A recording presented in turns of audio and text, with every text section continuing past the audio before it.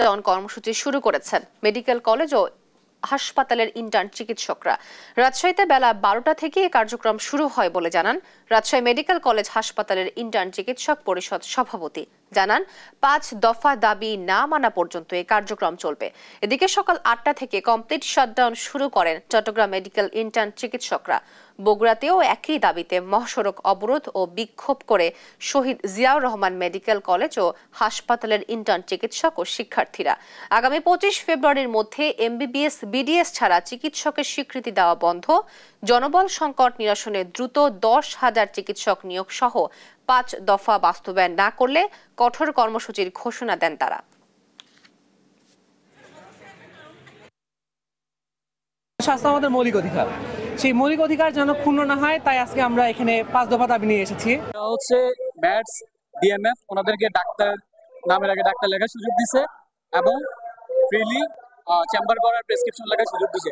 এখন এই বিষয়টা হচ্ছে কি একজন রিক্সাওয়ালাকে নিয়ে মানে ককপিটে বসিয়ে দেয়। প্রধান দাবি হচ্ছে 5টা দফার মধ্যে যে এমবিবিএস বিডিএস এই ব্যতীত সেকমো ম্যাটস অথবা অন্য কোনো নামে অন্য কোনো কেউ হচ্ছে তাদের নামের আগে ডাক্তার ব্যবহার করতে পারবে না। ডিএমবিসি যে রেজিস্ট্রেশন নাম্বার ওটা শুধু এমবিবিএস এবং বিডিএস রাই পাবে, কিন্তু এখন দেখা যাচ্ছে ম্যাটস সেকমো বা ডিএমএফ যারা আছে তারা ওটার জন্য দাবি জানাচ্ছে, যেটা অতিরিক্ত চাপ প্রয়োগ করা হচ্ছে। যেমন একটা ছোট বাচ্চা পেডিয়াট্রিক্সের পেশেন্ট, তাকে তারা অ্যান্টিবায়োটিক দিয়ে দিচ্ছে, একদম লাস্ট লাইন অ্যান্টিবায়োটিক যেগুলো আমরা একদম শেষে ব্যবহার করি সেগুলাই তাদেরকে প্রথমে দিয়ে দিচ্ছে। তো সেগুলো ব্যবহার করার কারণে এই ড্রাগগুলো কিন্তু তারা যখন বড় হবে তাদের শরীরে কাজ করবে না। উপাচার্য উপ উপাচার্যকে অপসারণ, ক্যাম্পাসে নিরাপত্তা নিশ্চিত সহ 6 দফা দাবিতে প্রধান উপদেষ্টা বরাবর স্মারকলিপি দিয়েছেন শিক্ষার্থীরা। রাষ্ট্রীয় অতিথি ভবন যমুনায় স্মারকলিপি হস্তান্তর করে তারা। রোববার সকালে 2টি বাসে 80 জন শিক্ষার্থী ঢাকার উদ্দেশ্যে যাত্রা শুরু করে। ঢাকায় পৌঁছে কেন্দ্রীয় শহীদ মিনারে অবস্থান নেয় তারা। এ সময় কুয়েট উপাচার্য অধ্যাপক ডক্টর মোহাম্মদ মাসুদ, উপ উপাচার্য অধ্যাপক ডক্টর শরীফুল ইসলামের অপসারণ ও নতুন নিয়োগ সহ 6 দফা দাবি নিয়ে প্রধান উপদেষ্টার সঙ্গে দেখা করে স্মারকলিপি জমা দেওয়ার কথা জানান শিক্ষার্থীরা। তারা জানান দাবি পূরণ না হওয়া পর্যন্ত কুয়েট ক্যাম্পাসে সব ধরনের একাডেমিক ও প্রশাসনিক কাজ বন্ধ থাকবে। হামলাকারীরাও চিহ্নিত, কিন্তু তাদের বাদ দিয়ে অজ্ঞাত ব্যক্তিদের আসামি করার অভিযোগ করেন শিক্ষার্থীরা। যে অন্তর্বর্তীকালীন সরকার আমাদের জুলাই বিপ্লবের ছাত্র জনতার রক্তের উপর দাঁড়িয়েছে, সেই অন্তর্বর্তীকালীন সরকার আমাদের 1.5 শতাধিক ভাইয়ের রক্ত ঝরার পরও আমাদের সাথে যোগাযোগ করে না। সেই অন্তর্বর্তীকালীন সরকারকে আমরা আমাদের রক্তের দায় নিতে হবে। আমরা নিজেরা নিজেদের অর্থায়নে বাস জোগাড় করে আমরা আমাদের স্মারকলিপি নিয়ে প্রধান উপদেষ্টা বরাবর যাচ্ছি এবং আমাদের অফিস থেকে আমরা কন্টিনিউয়াস যোগাযোগ করতেছি এবং আমরা আশা করি যে আজকের মধ্যে আমরা এখানে উপস্থিত হব এবং বাকিটা আপনারা জানতে পারবেন। আদিবাসী শিক্ষার্থীদের পাঠদান সহজে বিশেষ ব্যবস্থা নেওয়া হচ্ছে বলে জানিয়েছেন প্রাথমিক ও গণশিক্ষা উপদেষ্টা অধ্যাপক ডক্টর বিধান রঞ্জন রায়। রোববার দুপুরে চাঁপাইনবাবগঞ্জে মানসম্মত প্রাথমিক শিক্ষা নিশ্চিতকল্পে জেলা প্রশাসন এবং প্রাথমিক শিক্ষা সংশ্লিষ্টদের সাথে মতবিনিময় সভায় একথা বলেন তিনি। এ সময় তিনি আরও জানান, উপযুক্ত শিক্ষার অভাবে বেকারত্বের সংখ্যা বাড়ছে, ফলে প্রাথমিকের শিক্ষকদেরও পড়ার অভ্যাস গড়ে তুলতে হবে বলে জানান তিনি। পরে উপদেষ্টা শিবগঞ্জ উপজেলার কয়েকটি প্রাথমিক বিদ্যালয় পরিদর্শন করেন।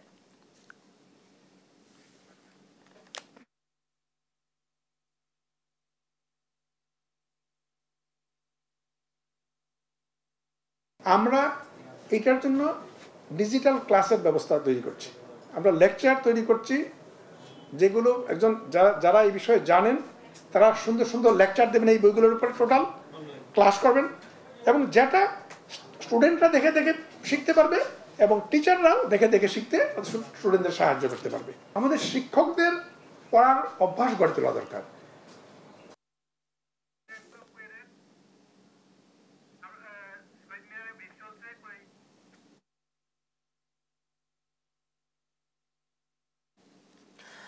দর্শক, শহীদ মিনারে কুয়েটের শিক্ষার্থীরা অবস্থান করছেন, আমরা সরাসরি চলে যাচ্ছি সেখানে।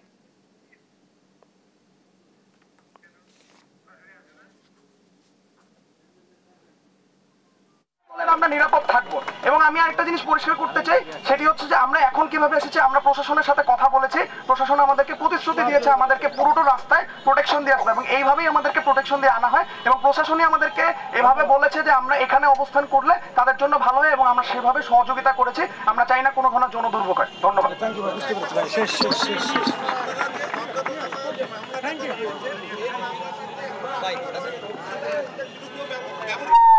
আমরা এটাই বলতে চাই যে অজ্ঞাতনামা মামলা ইচ্ছা করলে যে কারো বিরুদ্ধেই তারা হচ্ছে ইউজ করতে পারবে। তো অজ্ঞাতনামা মামলা, গণহারে মামলা আমরা এটা চাই না। আমরা চাই না সে যদি আমাদের বিরুদ্ধে কেউ হয় এবং ছাত্রদের বিরুদ্ধে কেউ হয়, সে যদি নির্দোষ থাকে সে জেলে যাক, এটা আমরা চাই না। আমরা চাই সুষ্ঠু তদন্ত হবে, এবং আমরা যেসব সন্ত্রাসীদের চিহ্নিত করেছি, যেসব সন্ত্রাসীদের ভিডিও ফুটেজ বর্তমানে বিভিন্ন জায়গায় রয়েছে, আমরা একটি ডকুমেন্টারি বানিয়েছি ওদের নিয়ে, সবাইকে নিয়ে। আমরা চাই যে এই বিভিন্ন সিসিটিভি ফুটেজ দেখে চিহ্নিত করে ওই সন্ত্রাসীদের গ্রেফতার করা হোক। আপনারা বলছেন যে ছাত্র জনতার নাগরিক কমিটি যদি অ্যানাউন্সমেন্ট করে বিএনপি, জামাত, শিবির সহ যে কোনো রাজনৈতিক দলে যেন ক্যাম্পাসে স্থান হবে না, এটা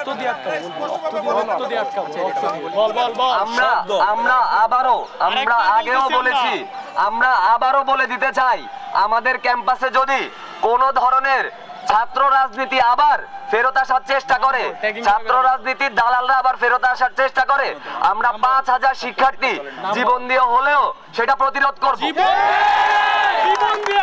এবং আমরা আরেকটি কথা বলে দিতে চাই, সেটা হচ্ছে কুয়েট একটি স্বায়ত্তশাসিত প্রতিষ্ঠান।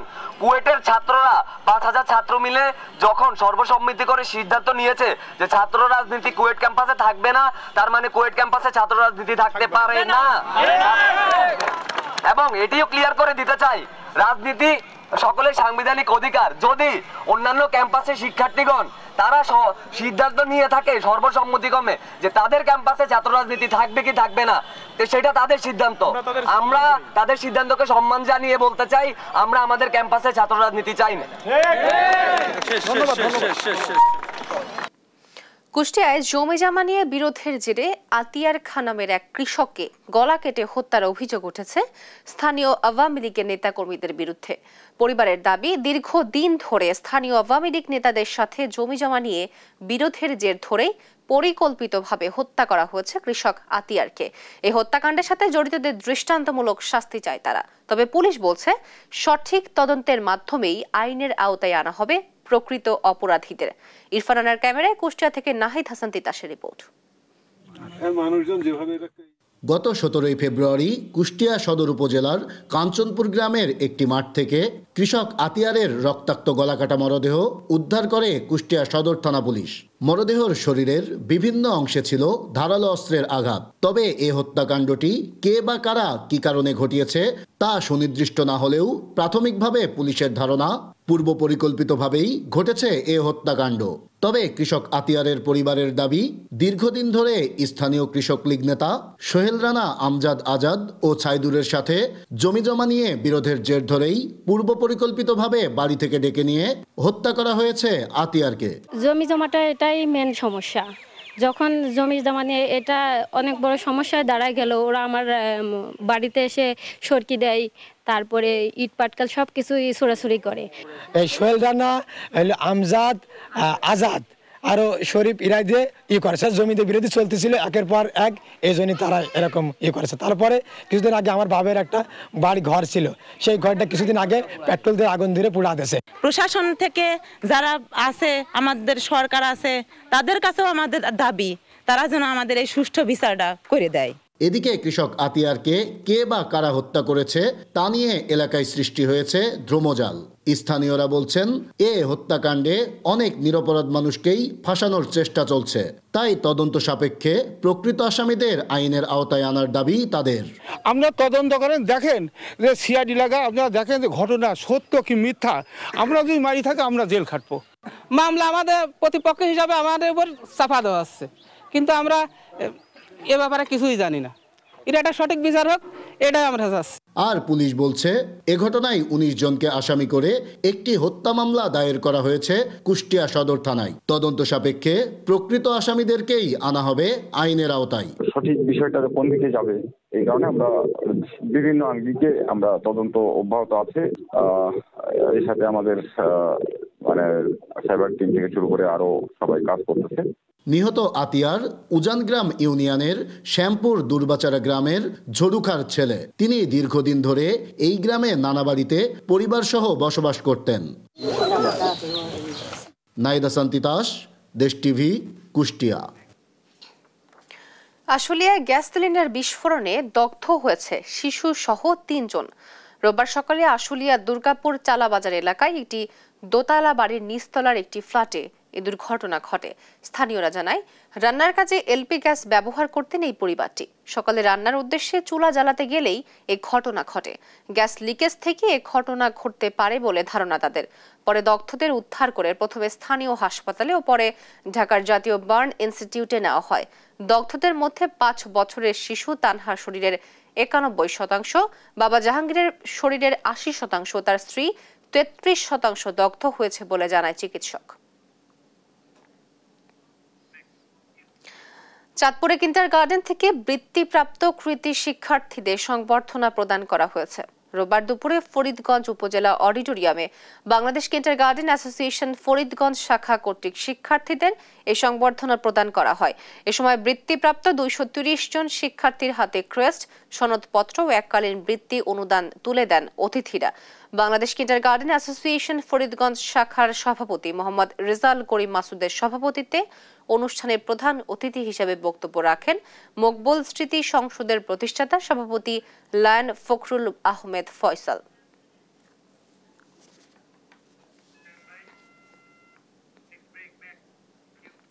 দেখছেন দেশ জনপদ সংবাদ।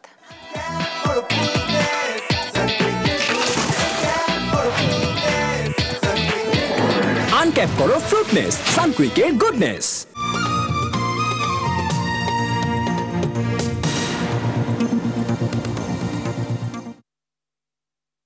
ঢাকায় অবস্থানরত খুলনা, বাগেরহাট ও সাতক্ষীরাবাসীকে নিয়ে অনুষ্ঠিত হলো বৃহত্তর খুলনা সমিতি ঢাকার অভিষেক ও মিলন মেলা। শনিবার সকালে পূর্বাচলের শীতলক্ষ্যা ওয়াটারফ্রন্ট রিসোর্ট সদস্যদের মিলন মেলায় পরিণত হয়। সারাদিন সাংস্কৃতিক অনুষ্ঠান ও খেলাধুলায় মেতেছিল সবাই। সমিতির সভাপতি এম এ সালামের সভাপতিত্বে অনুষ্ঠানের প্রধান অতিথি ছিলেন আইন ও বিচার বিভাগের সচিব শেখ আবু তাহের। এতে বৃহত্তর খুলনার বর্তমান ও সাবেক উচ্চপদস্থ কর্মকর্তা, সমিতির উপদেষ্টা পরিষদ সদস্য, আমন্ত্রিত অতিথি, রাজনৈতিক নেতৃবৃন্দ, সমিতির সদস্য ও তাদের পরিবারের সদস্যরা অংশ নেয়। এই ছিল এখনকার দেশ জনপদ সংবাদ। পরের বুলেটিন দেখার আমন্ত্রণ রইল। এছাড়া দেশ টিভি সর্বশেষ সব খবর পেতে ভিজিট করুন www.deshtv.com। ফেসবুকে আমাদের সঙ্গে যুক্ত থাকুন দেশ টিভি অথবা দেশ টেলিভিশন পেজে।